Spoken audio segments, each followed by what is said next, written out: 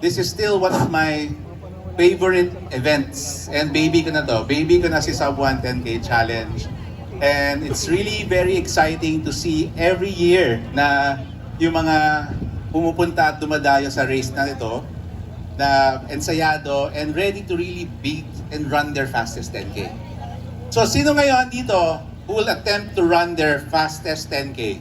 Everyone, yan, for Sino, sure. guys? Sino dito ngayon yung mag-try to do their first sub 1 10K? Woo! Make some noise! Yeah. So, as you can see, no, guys, this is one of our actually personal favorite events, and we really try to keep this race pretty small. We're around 2,000 plus this year for this race because we really prioritize organizing this event so that you guys can run your fastest 10K.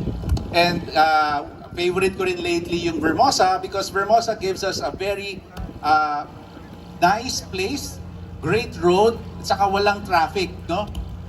And then, yeah, and it enables every one of you to be able to really give your best, run your fastest 10K in this course. Okay, so speaking of that, yung pinapahirapan ko yung sarili ko. So this year, we actually thought about creating the Sub 1 to be a trilogy.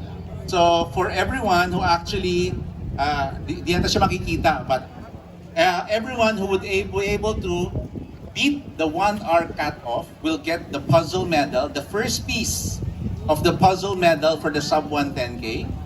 Tapos kapag natuwa kayo ngayon, tuloy-tuloy na tayo, dito na rin. 15K challenge will get the yellow one. And then Nice. the 21K challenge in September would be the blue one. So, Nice. puzzle medal to.